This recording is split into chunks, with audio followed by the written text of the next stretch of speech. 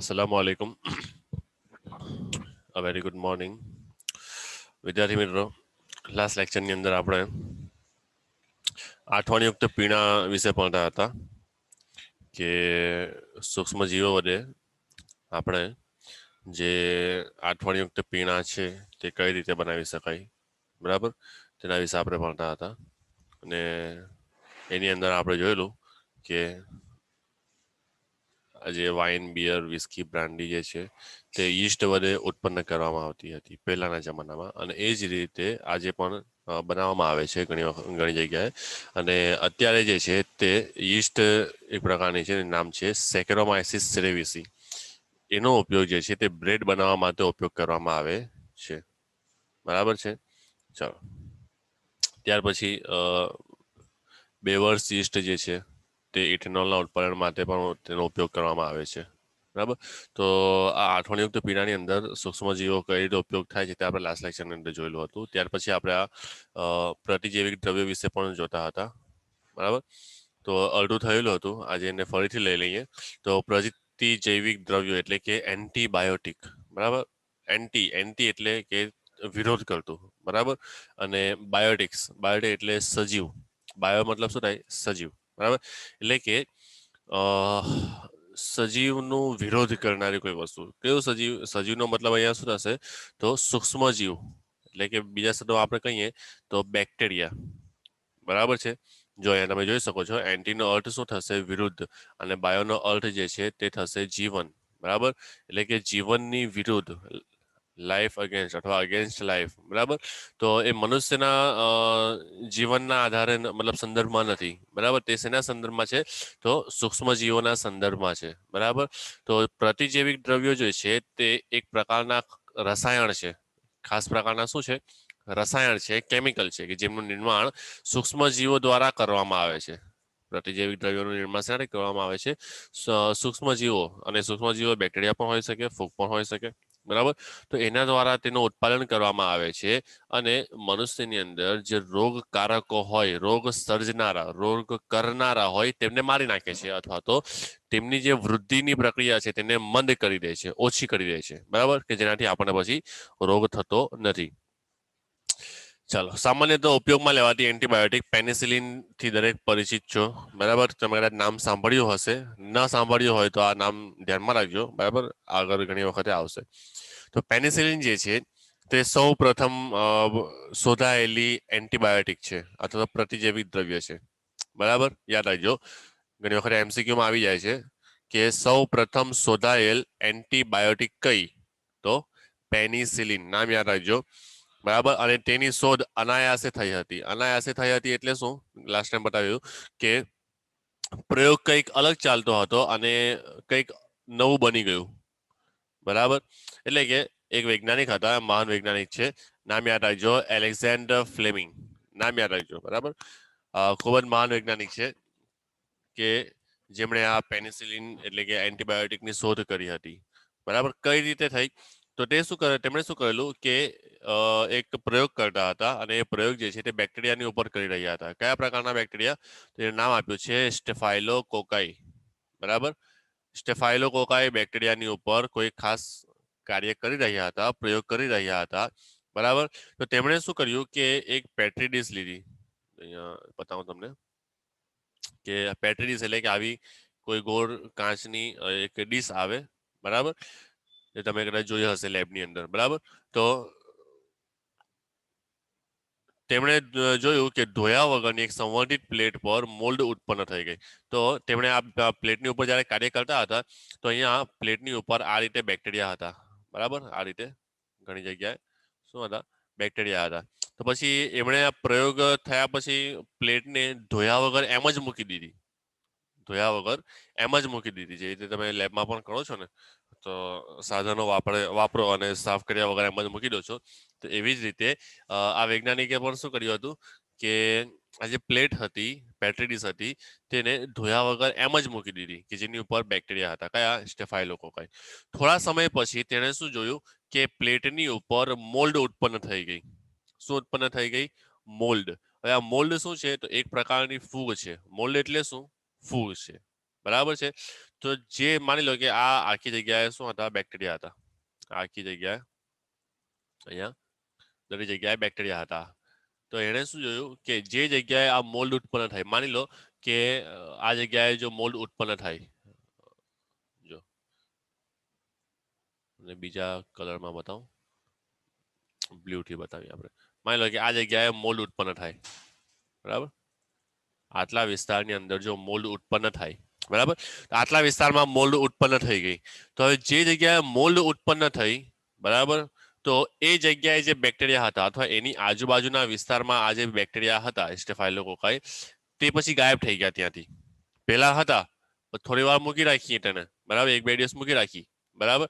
પછી એને જોયું તો એની ઉપર શું થયું કે જે બેક્ટેરિયા હતા એ બેક્ટેરિયા ક્યાં ગયા, એ દૂર થઈ ગયા, ગાયબ થઈ ગયા, બરાબર. ચાલો, તો એટલે કે તે જગ્યાએ સ્ટેફાઇલોકોકાઈ વૃદ્ધિ પામી શક્યા નહીં. તો પછી તેમણે નોંધ્યું કે મોલ્ડ દ્વારા ઉત્પન્ન થતા રસાયણના કારણે આવું થયું છે, બરાબર.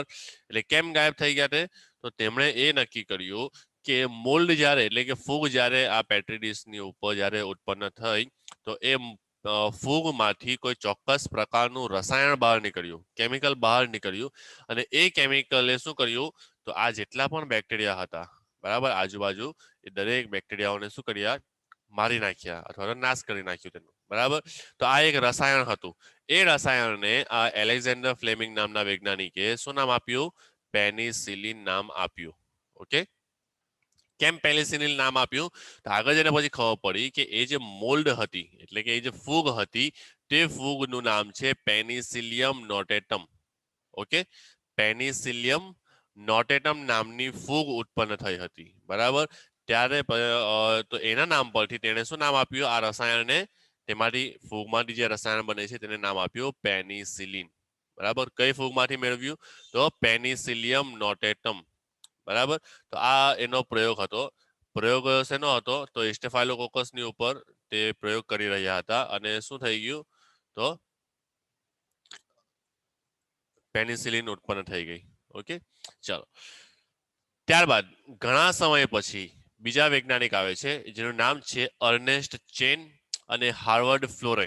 નામ યાદ રાખજો, અર્નેસ્ટ ચેન અને હાર્વર્ડ ફ્લોરે. તેમણે શું કર્યું કે એક તીવ્ર ક્ષમતા ધરાવતી ઉપયોગી એન્ટીબાયોટિક તરીકે પ્રસ્થાપિત કરી, બરાબર. એટલે પછી એમણે વધારે પડતું શું કર્યું, એની ઉપર પ્રયોગ કર્યો. શેની ઉપર, તો આ પેનિસિલિનની ઉપર. અને પછી તેમણે શું દર્શાવ્યું કે આ પેનિસિલિન જે છે એ ખૂબ જ તીવ્ર ક્ષમતા ધરાવે છે. કેવી છે, ખૂબ જ તીવ્ર, એટલે કે બેક્ટેરિયા અને અન્ય રોગકારકો કે જે સૂક્ષ્મજીવો હોય છે તેઓની સામે ખૂબ જ સક્રિય હોય છે અને તીવ્ર ક્ષમતા ધરાવીને તેમને મારી નાખે, બરાબર. તો તેમને મારવાની ખૂબ જ તીવ્ર ક્ષમતા ધરાવે છે તેવું તેમણે મતલબ પ્રયોગ કરીને બતાવ્યું. આ એન્ટીબાયોટિકનો ઉપયોગ ક્યાં થતો હતો, તો બીજા વિશ્વયુદ્ધની અંદર, બીજા વિશ્વયુદ્ધ જ્યારે થયું હતું, તો ઘાયલ અમેરિકન સૈનિકો જે હતા તેઓની સારવાર માટે વ્યાપક સ્વરૂપમાં તેનો ઉપયોગ કરવામાં આવ્યો હતો. કોનો, આ પેનિસિલિનનો, બરાબર. પેનિસિલિનનો ખાસ ઉપયોગ કઈ રીતે ઉપયોગ કરવામાં આવે, બેક્ટેરિયાને મારી નાખે. શું કરે, બેક્ટેરિયાને મારી નાખે છે.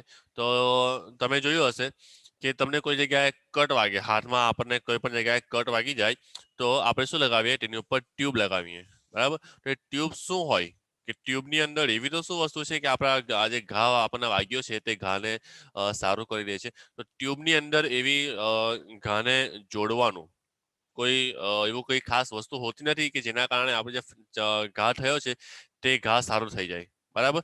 ઘા ક્યારે સારું થશે, ઘા તો આપણું શરીર સારું કરે છે. કઈ રીતે, તો જે કટ થયું છે ત્યાં નવા કોષો ઉમેરાશે, બરાબર. જે માની લો આપણે આ ચામડી છે, ચામડી ફાટી ગઈ હોય, બરાબર. તો અહીંયા કટ થયું હોય તો અહીંયા નવા કોષો આવશે ત્યારે મતલબ જોડાણ થશે, બરાબર. પરંતુ જે પેલી ટ્યુબ આવે છે, ટ્યુબનું કાર્ય શું હોય, તો કટ થયું છે તો એની અંદર એ હવામાં ખુલ્લું રહે છે. આપણે જાણીએ છીએ કે હવાની અંદર સૂક્ષ્મજીવો રહેલા છે, બેક્ટેરિયા રહેલા છે. તો એ બેક્ટેરિયા જો આની અંદરથી આપણા આ કટ વડે આપણા શરીરમાં દાખલ થઈ શકે, બરાબર. દાખલ થઈ જાય તો આપણને જો એ નુકસાનકારક હોય આપણા માટે, તો આપણને કોઈ રોગ કરી શકે, બરાબર છે. તો એવા બેક્ટેરિયા આપણા શરીરની અંદર ન જાય એટલા માટે ટ્યુબ આપવામાં આવે છે, બરાબર છે. અને એ ટ્યુબની અંદર શું હોય? એન્ટીબાયોટિક હોય. શું હોય? એન્ટીબાયોટિક. તો એ જ્યારે આપણે લઈને લગાવીએ, બરાબર, પછી એ બહારના સૂક્ષ્મજીવોથી આપણું રક્ષણ કરે છે. બરાબર છે. બાકી એ કટને સારું કરતી નથી. બરાબર છે. સારું કોણ કરશે? આપણા શરીરની અંદર જે કોષો નવા બને છે એ નવા કોષો એ ઘાને સારું કરે છે. બરાબર. તો આપ જે ટ્યુબ હોય છે તે ટ્યુબની અંદર શું રહેલું છે? એન્ટીબાયોટિક. શું રહેલું હોય છે? એન્ટીબાયોટિક રહેલું હોય છે. બરાબર. તો એના દ્વારા શું થાય છે કે આપણને સૂક્ષ્મજીવોથી રક્ષણ મળે છે અને એ રીતે સારવારમાં તેનો ઉપયોગ કરવામાં આવે છે. બરાબર. ચાલો, ત્યારબાદ આજે ફ્લેમિંગ ચેન અને ફ્લોરેન જે છે, બરાબર છે, તેમને આ સંશોધન માટે 1945ની અંદર નોબેલ પુરસ્કારથી પણ સન્માનિત કરવામાં આવ્યા હતા. કેમ કે તેમણે શું કર્યું હતું? તો એન્ટીબાયોટિકને વધુ પડતું તેના ઉપર પ્રયોગો કર્યા હતા. ચાલો, ત્યારબાદ પેનિસિલિન પછી અન્ય એન્ટીબાયોટિક્સને પણ અન્ય સૂક્ષ્મજીવોમાંથી મેળવવામાં આવ્યા હતા. બરાબર. તો યાદ રાખજો, એમસીક્યુમાં ઘણી વખત આવે છે કે પેનિસિલિન કઈ ફૂગમાંથી મેળવવામાં આવી હતી, અથવા પેનિસિલિન એન્ટીબાયોટિક વિશે થોડુંક નોંધ લખો અથવા ટૂંક નોંધ લખો. તો તમારે આ વસ્તુ લખવાની કે એલેક્ઝાન્ડર ફ્લેમિંગનો આ પ્રયોગ લખવાનો અને આ બે ફ્લોરેન ને પેલા જે વૈજ્ઞાનિક છે અર્નેસ્ટ, એમને જે યોગદાન આપ્યું હતું, પછી આ બીજા વિશ્વયુદ્ધમાં તેનો ઉપયોગ થયો હતો, તે તમારે લખવાનું. ચાલો, તો એવું નથી કે ફક્ત પેનિસિલિન જ એક એન્ટીબાયોટિક છે. તેના સિવાય ઘણી બધી એન્ટીબાયોટિક છે જે અલગ અલગ સૂક્ષ્મજીવોની અંદરથી મેળવવામાં આવે છે. બરાબર. તો પેનિસિલિન પછી અન્ય એન્ટીબાયોટિક્સને પણ અન્ય સૂક્ષ્મજીવોમાંથી મેળવવામાં આવ્યા છે. શું તમે કેટલાક અન્ય એન્ટીબાયોટિક્સના નામ તેમજ તેઓના સ્ત્રોત વિશે જણાવી શકો છો? આ એક સવાલ પૂછેલો છે, આપણને અહીંયા જવાબ આપ્યો નથી. તો એવા ઘણા બધા એન્ટીબાયોટિક છે. દાખલા તરીકે એક તો છે આ પેનિસિલિન છે, બીજો છે ટ્રિપ્ટોફેન છે, પછી અન્ય ઘણી બધી આવે છે. બરાબર. ઘણા અલગ અલગ નામ છે, અત્યારે યાદ નથી આવતું મને. તમે નેટ પર સર્ચ કરશો એન્ટીબાયોટિક ટાઈપ્સ ઓફ એન્ટીબાયોટિક્સ તો તમને મળી જશે. બરાબર. ચાલો, તો પેનિસિલિન એમાં મુખ્ય છે, સૌથી પહેલા એન્ટીબાયોટિક બની હતી. ત્યારબાદ પ્લેગ, કાળી ખાંસી, ડિપ્થેરિયા તથા રક્તપિત્ત જેવા ભયાનક રોગો જેના કારણે વિશ્વમાં લાખો લોકો મરી ગયા છે, તેઓના ઉપચાર માટે એન્ટીબાયોટિક્સ દ્વારા આ રોગની સારવારમાં મોટો સુધારો થયો છે. બરાબર. પ્લેગ, બરાબર, પછી કાળી ખાંસી, પછી ડિપ્થેરિયા તથા રક્તપીઠ જેવા એવા રોગો હતા કે જે પહેલાના સમયની અંદર ઘણા વર્ષો પહેલા એટલી બધી દવાઓ નહીં હતી, એટલો બધો આધુનિકતા નહીં હતી. તો તેના કારણે, મતલબ આ દવાઓના અભાવના કારણે લાખો લોકો મરી ગયા હતા.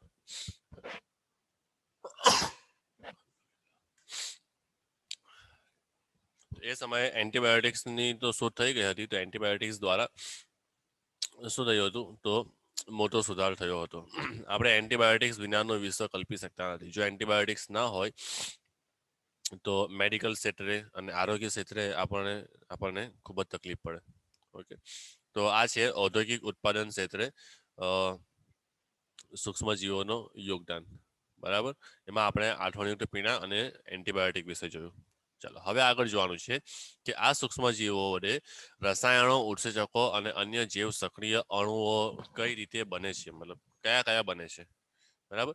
તો રસાયણ તમને જાણીને આશ્ચર્ય થશે કે કેટલાક રસાયણ એટલે કેટલાક એસિડ જે છે તે એસિડ પણ બેક્ટેરિયા અથવા તો સૂક્ષ્મજીવની અંદરથી મેળવવામાં આવે છે. ત્યાર પછી કેટલાક ઉત્સેચક છે તે પણ અન્ય કેટલાક અણુઓ જે છે તે પણ સૂક્ષ્મજીવની અંદરથી મેળવવામાં આવે છે. બરાબર. ઉદાહરણ લઈએ, કેટલાક વિશિષ્ટ પ્રકારના રસાયણો જેવા કે કાર્બનિક એસિડ, આલ્કોહોલ તેમજ ઉત્સેચકો. યાદ રાખજો, કયા શું છે? તો કાર્બનિક એસિડ, આલ્કોહોલ તેમજ ઉત્સેચકો એ પણ વ્યવસાયિક તથા ઔદ્યોગિક ઉત્પાદનમાં સૂક્ષ્મજીવોનો મોટા પાયે ઉપયોગ થાય છે. બરાબર. એટલે કે કાર્બનિક એસિડના ઉત્પાદનમાં, આલ્કોહોલ જે છે તેની બનાવટમાં અને અન્ય ઉત્સેચકોની બનાવટની અંદર પણ સૂક્ષ્મજીવોનો ઉપયોગ મોટી મોટી કંપનીઓની અંદર ઉપયોગ થાય છે. ઉદાહરણ લઈએ આપણે, તો એસિડિક ઉત્પાદનોના ઉદાહરણ. એસિડિક એટલે કે એસિડ જે બને છે, બરાબર, એટલે કે રસાયણ જે બને છે, બરાબર, તે રસાયણ ની વાત કરીએ તો કયા કયા રસાયણ છે? તો પેલા તો જોઈએ સાઇટ્રિક એસિડ, બરાબર છે. પછી બીજું આપણે જોવાનું છે એસિટિક એસિડ જોવાનું છે, બરાબર. પછી છે બ્યુટેરિક એસિડ છે, પછી લેક્ટિક એસિડ છે, બરાબર. 4 પ્રકારના એસિડ વિશે આપણે જોઈએ. તો સૌથી પહેલી વાત કરીએ, એક ફૂગ છે જેનું નામ છે એસ્પરજીલસ નાઇજર. યાદ રાખજો. જો આ પેરેગ્રાફની અંદરથી પણ ઘણા બધા મતલબ એમસીક્યુ પૂછાઈ શકે, બરાબર. પૂછાય કે સાઇટ્રિક એસિડ ઉત્પન્ન કરનારી ફૂગ કઈ? તો તમારે યાદ રાખવાનું એસ્પરજીલસ નાઇજર. ઓકે, તો એસ્પરજીલસ નાઇજર નામની જે ફૂગ જે છે તેની અંદરથી એસિડ ઉત્પન્ન કરે છે. કયો એસિડ? તો સાઇટ્રિક એસિડ. ઓકે, ચાલો. ત્યારબાદ બીજો એક બેક્ટેરિયા આવે છે જેનું નામ છે એસિટોબેક્ટર એસેટી. એસિટોબેક્ટર એસેટી, બરાબર. એની અંદરથી શું બને છે? એસેટિક એસિડ બને છે. યાદ રાખજો, બરાબર. એસિટોબેક્ટર એસેટી, તેની અંદરથી એસિટિક એસિડ, બરાબર. એટલે કે બેક્ટેરિયાના નામ પરથી જ આ એસિડ પણ બને છે, બરાબર. એવું મતલબ બંને એસિડ અને બેક્ટેરિયાનું નામ એકબીજાને લાગતું આવે છે, બરાબર. એસિડોબેક્ટર એસેટી એટલે કે એસિટિક એસિડ બનાવવા માટે જવાબદાર. ચાલો, પછી આવે છે ક્લોસ્ટ્રીડિયમ બ્યુટીરિકમ. શું? ક્લોસ્ટ્રીડિયમ બ્યુટીરિકમ નામનું જે બેક્ટેરિયા જે છે તેના દ્વારા શું બને છે? તો બ્યુટેરિક એસિડ બને છે. શું બનાવવામાં આવે? બ્યુટેરિક એસિડ. ઓકે, ચાલો. ત્યારબાદ લેક્ટોબેસિલસ બેક્ટેરિયા, તમે કદાચ સાંભળ્યું હશે, દહીંની અંદર મોટે ભાગે હોય છે, બરાબર. તો લેક્ટોબેસિલસ બેક્ટેરિયા જે છે તેમના દ્વારા લેક્ટિક એસિડ ઉત્પન્ન કરવામાં આવે છે, બરાબર. તો રસાયણો બનાવવા માટે આ પેરેગ્રાફની અંદર શું છે? રસાયણો જે છે તે બનાવવા માટે કયા કયા સૂક્ષ્મજીવોનો ઉપયોગ થાય છે, બરાબર. ફરીથી જોઈ લઈએ. એસ્પરજીલસ નાઇજર જે છે તેના તે ફૂગ છે અને તેની અંદરથી શું બને છે? સાઇટ્રિક એસિડનું ઉત્પાદન કરવામાં આવે છે. એસિડોબેક્ટર એસેટીમાંથી એસિટિક એસિડ બનાવવામાં આવે. ક્લોસ્ટ્રીડિયમ બ્યુટેરિકમમાંથી બ્યુટેરિક એસિડ બનાવવામાં આવે છે. જ્યારે લેક્ટોબેસિલસની અંદરથી શું બનાવવામાં આવે છે? લેક્ટિક એસિડ મેળવવામાં આવે છે. ઓકે, ચાલો. આ થઈ ગયું. ત્યારબાદ ઇથેનોલની વાત કરીએ, બરાબર. ઇથેનોલના વ્યવસાયિક ઉત્પાદન માટે યીસ્ટનો ઉપયોગ કરવામાં આવે છે, બરાબર. અને યીસ્ટનું જે નામ જે છે, બરાબર, વૈજ્ઞાનિક નામ તે શું છે? સેકેરોમાઇસિસ સેરેવિસી. યાદ રાખજો, સેકેરોમાઇસિસ સેરેવિસી નામની યીસ્ટની અંદરથી શું બનાવવામાં આવે છે? ઇથેનોલ. યાદ રાખજો, ઇથેનોલનું ઉત્પાદન શેમાંથી થાય? યીસ્ટમાંથી થાય છે. સૂક્ષ્મજીવો દ્વારા ઉત્સેચકોનું પણ ઉત્પાદન કરવામાં આવે છે, બરાબર. આપણે રસાયણ વિશે જોઈ ગયા, બરાબર. હવે જોવાનું છે ઉત્સેચકો વિશે. તો સૂક્ષ્મજીવો દ્વારા ઉત્સેચકોનું પણ ઉત્પાદન કરવામાં આવે છે, બરાબર. ઉત્સેચક એટલે શું? કયા કયા? તો લાઇપેઝ છે, પ્રોટીએઝ છે, પેક્ટિનેઝ છે, સ્ટ્રેપ્ટોકાઇનેઝ છે. આ બધા શું છે? ઉત્સેચકો છે, બરાબર. ચાલો, તો એ ઉત્સેચકો જે છે તેની વાત કરીએ. તો ઉત્સેચકોમાં પહેલું આપણે જોવાનું છે લાઇપેઝ, બરાબર. જે લાઇપેઝ જે છે તેનો ઉપયોગ ડિટર્જન્ટની બનાવટમાં, બરાબર, તેમજ લોન્ડ્રીમાં તેલી ડાઘા દૂર થાય, બરાબર, તે માટે ઉપયોગ કરવામાં આવે, બરાબર. તમે પેલા ધોરણ 11 ની અંદર આપણે પેલું એક ચેપ્ટર હતું પાચન વાળું, બરાબર. મનુષ્યમાં પાચન કેવું હેડિંગ હતું એનું. તો એ પાચનની અંદર તમે ભણી ગયા કે પાચક ઉત્સેચકો કયા કયા હતા. એમાં એક ઉત્સેચક હતું લાઇપેઝ, બરાબર. તો એ લાઇપેઝનો ઉપયોગ ક્યાં થતો? એનું પાચન કરવા માટે, તો લિપિડનું પાચન કરવા માટે લાઇપેઝનો ઉપયોગ થતો હતો, કદાચ તમને યાદ હોય તો, બરાબર. તો લિપિડ જે છે તે ક્યાં હોય છે? તો તેલની અંદર હોય છે. શેમાં હોય છે? તેલની અંદર. હવે તેલ જે છે, બરાબર, જો અહીંયા, તો જો એ તેલની અંદર રહેલા લિપિડને પાચન કરી શકે તો તે શું કરશે? આપણા કપડાની ઉપર કોઈ જગ્યાએ તેલના ડાઘા પડ્યા હોય, બરાબર, તો તે જગ્યાએ લાઇપેઝ જો નાખવામાં આવે તો આ લાઇપેઝ શું કરશે? એ તેલનું પાચન કરી નાખે છે, એટલે કે તેનું વિઘટન કરે છે, તેને દૂર કરે છે. એટલા માટે આ લાઇપેઝને ડિટર્જન્ટની અંદર ઉપયોગ કરવામાં આવે છે. શેમાં ઉપયોગ કરવામાં આવે છે? ડિટર્જન્ટની બનાવટની અંદર ઉપયોગ કરવામાં આવે છે. અને તે આ પછી એટલે કે ડિટર્જન્ટમાં એટલે કે ઘણી વખત તે સાબુની અંદર પણ હોય, જે કપડાં ધોવાનો સાબુ હોય તે, પછી કપડાં ધોવાનું પાવડર હોય છે તેની અંદર પણ આ લાઇપેઝ હોય છે. તો જે સાબુ કે જે પાવડરની અંદર લાઇપેઝનું પ્રમાણ વધારે હશે તે સારી રીતે તેલના ડાઘા દૂર કરી શકશે, બરાબર. જેની અંદર આ લાઇપેઝનું પ્રમાણ ઓછું હશે, બરાબર, તો એ સાબુની અંદરથી કે એ પાવડર દ્વારા તેલના ડાઘા દૂર થશે નહીં. ઓકે, ચાલો. તો ક્યાં ઉપયોગ થાય છે લાઇપેઝનો?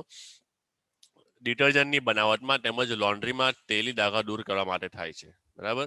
તમે જોયું હશે કે ઘરે કાઢવામાં આવેલ ફળોના રસ કરતા બજારમાં બોટલોના જે પેક કરેલા ફળોના રસ જે છે તે વધુ સાફ હોય છે. આપણા ઘરે પણ આપણે ફ્રૂટના રસ કાઢીએ, બરાબર, ફ્રૂટ જ્યુસ બનાવીએ તો એ જ્યુસ અને પેકિંગમાં જે મળે છે આપણને બોટલોમાં કે પેક કરેલા જે રસ હોય છે, બરાબર, તે કમ્પેર કરીએ તો જે પેકિંગમાં જે મળે છે તે વધુ સાફ હોય છે. બરાબર. તો આવું કેમ હોય છે?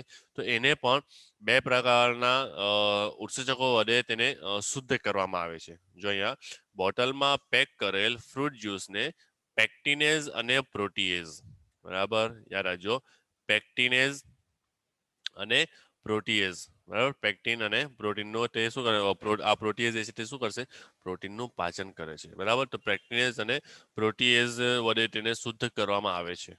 બરાબર. ચાલો, ત્યારબાદ સ્ટ્રેપ્ટોકાઇનેઝ ઉત્સેચક યાદ રાખજો. સ્ટ્રેપ્ટોકાઇનેઝ ઉત્સેચક જે છે તે સ્ટ્રેપ્ટોકોકસ બેક્ટેરિયામાંથી મેળવવામાં આવે છે. યાદ રાખજો. જો આ ઘણા બધા સવાલ આમાંથી આવી શકે છે કે કઈ વસ્તુ કયા સૂક્ષ્મજીવની અંદરથી મેળવવામાં આવે છે. સ્ટ્રેપ્ટોકાઇનેઝ ઉત્સેચક જે છે તે શેમાંથી મેળવવામાં આવે છે? સ્ટ્રેપ્ટોકોકસ બેક્ટેરિયામાંથી મેળવવામાં આવે છે. બરાબર. અને કઈ રીતે મેળવવામાં આવે? તો તે જનીન ઇજનેરી દ્વારા રૂપાંતરિત કરેલ છે. એટલે કે તેઓના ડીએનએ ની અંદર ડીએનએ ના ક્રમમાં ફેરફાર કરવામાં આવે, જેના કારણે તે શું કરે છે, આ ઉત્સેચકનું ઉત્પાદન કરે છે. બરાબર. તેનો ઉપયોગ ક્યાં થાય છે? તો આ સ્ટ્રેપ્ટોકાઇનેઝ ઉત્સેચકનો ઉપયોગ દર્દીની રુધિરવાહિનીઓમાં જામેલા રુધિરને તોડવા માટે ક્લોટ બ્લસ્ટર તરીકે ઉપયોગ થાય છે. યાદ રાખજો. સ્ટ્રેપ્ટોકાઇનેઝ ઉત્સેચક જે છે તે દર્દીની રુધિરવાહિનીમાં, એટલે કે જે બ્લડ વેઇન્સ હોય, બરાબર, તેની અંદર જો કોઈ રુધિર જામી ગયું હોય, રુધિરના ગઠ્ઠા જામી ગયા હોય, બરાબર, તો એ ગઠ્ઠાઓને તોડવા માટે કોનો ઉપયોગ થાય છે? સ્ટ્રેપ્ટોકાઇનેઝનો ઉપયોગ કરવામાં આવે છે. ઓકે, ચાલો. જે એવા દર્દીઓ માટે ઉપયોગી છે જેમને હૃદયની વાહિનીઓ જામ થવાના કારણે હાર્ટ એટેકની સંભાવના હોય છે. હવે લોહીના ગઠ્ઠા બાજી જાય, લોહીના ગઠ્ઠા બાજી જાય તો એ તમારી હવે જે નસો હોય છે આપણી, જે આપણા શરીરની અંદર જે રુધિર વાહિનીઓ હોય છે ખૂબ જ સૂક્ષ્મ હોય છે, ખૂબ જ નાની નાની હોય છે. હવે એમાં જો ગઠ્ઠા બાજી જાય તો એ રુધિરનું જે પરિવહન થતું છે તે પરિવહન થવા દેશે નહીં અને તેને અવરોધે. બરાબર. તો એ અવરોધ થવાના કારણે એ એ ક્લોટ જે છે તે ફરતા ફરતા આપણા હૃદયમાં આવે. બરાબર. અને હૃદયની વાહિનીઓની અંદર જો એ જામ થઈ જાય, જેને આપણે શું કહીએ, નસ બ્લોક થઈ ગઈ. શું શું થાય? નસ બ્લોક થઈ ગઈ એવું કહેવામાં આવે આપણી ભાષામાં. બરાબર. તો એના કારણે શું થશે? તો બ્લોક થઈ જાય તો રુધિર આગળ જશે નહીં. હૃદય ગમે એટલું પમ્પિંગ કરે છતાં પણ તે આગળ રુધિર જશે નહીં. કેમ? કારણ કે આગળ શું છે, ક્લોટ આવી ગયું છે. બરાબર. ગઠ્ઠો આગળ જામી ગયું છે એટલે હવે રુધિર પાસ થશે નહીં. હૃદય પમ્પિંગ કરે છે છતાંય રુધિર આગળ જતું નથી અને તેના કારણે શું થાય છે? એટેક થાય છે. હૃદયની અંદર શું થાય છે? ખૂબ જ વધારે પડતું દુખાવો થાય છે. બરાબર. કે જેને આપણે શું કહીએ છીએ? હાર્ટ એટેક કહેવામાં આવે છે. બરાબર. આપણી ભાષામાં, આપણે સારી ભાષામાં શું કહીએ? નસ બ્લોક થઈ ગયેલી છે એવું આપણે કહીએ છીએ. બરાબર. તો એ સમયે શું કરવામાં આવે છે? સ્ટ્રેપ્ટોકાઇનેઝ ઉત્સેચકનો ઉપયોગ કરવામાં આવે છે. બરાબર. ચાલો, ત્યારબાદ બીજી એક વસ્તુ છે કે જે ટ્રાયકોડર્મા પોલિસ્પોરમ નામની ફૂગ ની અંદરથી મેળવવામાં આવે છે. યાદ રાખજો. ટ્રાયકોડર્મા પોલિસ્પોરમ નામની ફૂગની અંદરથી સાયક્લોસ્પોરિન નામનો ઘટક મેળવવામાં આવે છે. શું મેળવવામાં આવે છે? સાયક્લોસ્પોરિન. નામ યાદ રાખજો. શું? સાયક્લોસ્પોરિન. બરાબર. સાયક્લોસ્પોરિન એ શું કરે છે? તો એ દર્દીઓના અંગ પ્રત્યારોપણમાં પ્રતિકારકતા ઘટાડનાર ઘટક તરીકે વપરાય છે. બરાબર. પ્રતિકારકતા ઘટાડનાર. પ્રતિકારકતા એટલે રોગ પ્રતિકારકતા, જેને આપણે ઇમ્યુન સિસ્ટમ કહીએ ને, તે ઓછી કરી દે છે. સામાન્ય રીતે ઇમ્યુન સિસ્ટમ આપણી કેવી હોવી જોઈએ? વધારે હોવી જોઈએ. બરાબર. પરંતુ આ સાયક્લોસ્પોરિન શું કરશે કે વ્યક્તિની જે રોગ પ્રતિકારક શક્તિ છે તેને ખૂબ જ ઘટાડી દે છે. કેમ આવું કરવામાં આવે અને ક્યારે કરવામાં આવે? તો દર્દીઓના અંગ પ્રત્યારોપણમાં. અંગ પ્રત્યારોપણ એટલે શું? તો કોઈ વ્યક્તિનું અંગ જે છે તે કાર્ય કરતું બંધ થઈ જાય અને તેને અન્ય વ્યક્તિના અંગ લેવા પડે. બરાબર. ઓર્ગન ટ્રાન્સપ્લાન્ટેશન કરવામાં આવે. બરાબર. ઓર્ગન ટ્રાન્સપ્લાન્ટ કરવામાં આવે. માની લો કે કોઈ એક વ્યક્તિની કિડની ફેલ થઈ ગઈ છે, કિડની બરાબર કામ કરતી નથી, બરાબર. તો હવે એને શું કરવું પડશે? તો અન્ય કોઈ સ્વસ્થ વ્યક્તિની કિડની તેની અંદર નાખવામાં આવે, બરાબર. એટલે કે નવી કિડની તેને નાખવામાં આવે. હવે જે બહારથી અન્ય વ્યક્તિની કિડની જો નાખવામાં આવે, બરાબર, તો એ બહારની જે કિડની જે છે તે આ શરીરને પોતાનો ઘટક તો નથી, બરાબર, અન્ય કોઈ શરીરની છે. તો પોતાના શરીર માટે એ જે બહારથી આવનારી કિડની જે છે તે તે શું બની જશે? એન્ટીજન બની જશે. શું છે? એટલે કે બહારથી આવનારી કોઈ વસ્તુ. હવે શરીરને શું લાગશે કે આ બહારથી આવનારી કોઈ વસ્તુ જે છે તે શરીર માટે હાનિકારક છે, બરાબર. તો એ શું કરશે? તેની સાથે મેળ ખાશે નહીં અને સારી રીતે કામ કરશે નહીં, બરાબર. તો શું કરવામાં આવે છે? તો એ શરીરની અંદર દાખલ કરવાના હોય એ પહેલા તેની અંદર શું નાખવામાં આવે છે? સાયક્લોસ્પોરિન એડ કરવામાં આવે છે. કોના? તો એ દર્દીના શરીરની અંદર સાયક્લોસ્પોરિન એડ કરવામાં આવે છે. એ સાયક્લોસ્પોરિન શું કરશે? તો જે દર્દી હશે તેની રોગ પ્રતિકારક શક્તિને ડાઉન કરી દેશે, ઓછી કરી દેશે, બરાબર. તો હવે રોગ પ્રતિકારક શક્તિનું કામ શું છે? સ્કેન કરવાનું છે, આખા બોડીને સ્કેન કરવાનું છે કે બોડીમાં કોઈ વસ્તુ બહારથી આવી હોય અને શરીર માટે નુકસાનકારક હોય તો તેને મારી નાખે છે, બરાબર. કોઈ બહારથી કોઈ નવી વસ્તુ આવવા દેતું નથી. તો એને શું કરવામાં આવે?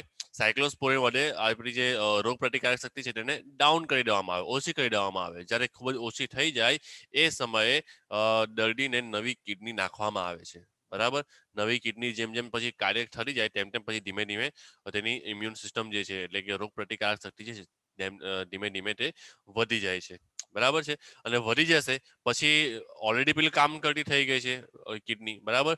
તો પછી હવે એ રોગ પ્રતિકારક શક્તિ તેની ઉપર કોઈ અસર કરશે નહીં, બરાબર. તો આ રીતે કોઈ વ્યક્તિનું અંગ પ્રત્યારોપણ કરવાનું હોય, બરાબર, કોઈ ઓર્ગન ટ્રાન્સપ્લાન્ટેશન કરવાનું હોય ત્યારે શું કરવામાં આવે છે? તો સાયક્લોસ્પોરિનની સારવાર આપવામાં આવે છે, બરાબર છે. ચાલો ત્યારબાદ બીજું જોઈએ. જો આ અલગ અલગ ઉદાહરણો યાદ રાખજો, બરાબર. ચાલો બીજું એક આવે છે, રુધિરમાં કોલેસ્ટેરોલનું પ્રમાણ ઘટાડવા સ્ટેટિન્સ વપરાય છે, બરાબર. સ્ટેટિન્સ પણ શું છે? એક પ્રકારનો ઉત્સેચક છે, બરાબર. એ શું છે? તો રુધિરની અંદર કોલેસ્ટેરોલનું પ્રમાણ ઘટાડી શું કરે છે? કોલેસ્ટેરોલનું પ્રમાણ શું કરી નાખે છે? ઘટાડે છે, બરાબર. કોલેસ્ટેરોલ શું છે? તો આપણા શરીરની અંદર જે રુધિર છે, રુધિરની અંદર જામી જતું એક પ્રકારની ચરબી અથવા તો ચરબી જ કહો તો ચાલે, બરાબર. કોલેસ્ટેરોલ પણ શું છે? ચરબીનો એક પ્રકાર છે.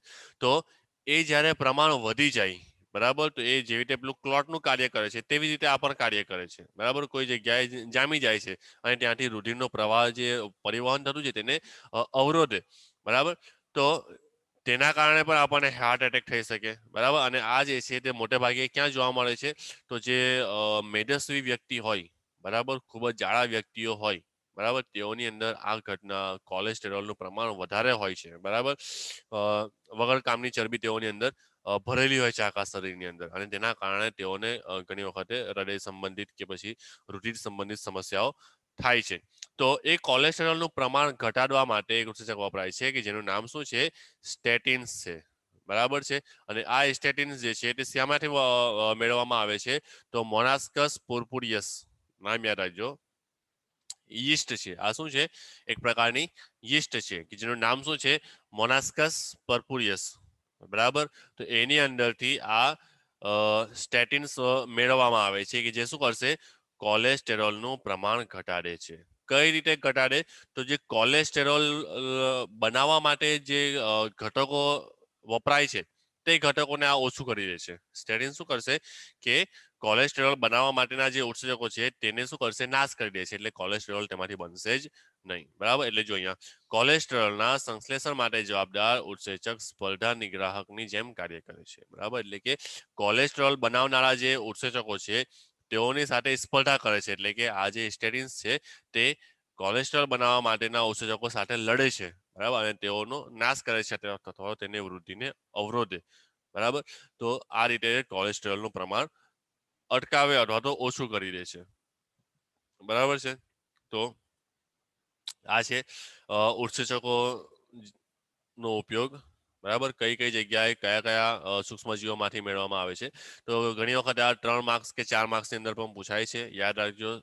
અને મોટે ભાગે આની અંદરથી છે ને એ આવી શકે, એમસીક્યુ ઘણા બધા આવી શકે, અને નીટની અંદર આ પેરેગ્રાફ ખૂબ જ ઉપયોગી છે.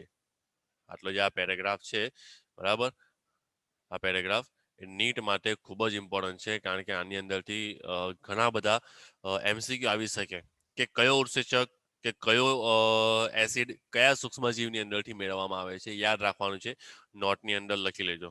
ઓકે, ચાલો. ત્યારબાદ આવે છે બીજો એક મુદ્દો લઈએ, સુએજ ટ્રીટમેન્ટમાં સૂક્ષ્મજીવો, બરાબર, એટલે કે જે ગટરનું પાણી હોય છે, બરાબર, ગંદુ પાણી હોય છે, બરાબર, તો એને સુએજ કહેવામાં આવે છે, બરાબર. તો એ સુએજ ટ્રીટમેન્ટની અંદર સૂક્ષ્મજીવો એટલે કે એ ગંદા પાણી જે છે, બરાબર, એ ગંદા પાણીને સાફ કઈ રીતે કરવું, બરાબર, તો તેની અંદર પણ શું કરવામાં આવે છે, સૂક્ષ્મજીવોનો ઉપયોગ કરવામાં આવે છે. ઓકે, ચાલો. તો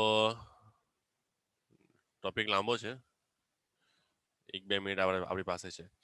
તો ઓવરવ્યૂ આપી દઉં કે આજે સુએજ ટ્રીટમેન્ટ ની અંદરથી જે પાણી મેળવવામાં આવે છે, બરાબર, તો જે શહેરોની અંદર જે પાણી પીવામાં આવે છે તે મોટે ભાગે ક્યાંથી મેળવવામાં આવે તમને ખબર?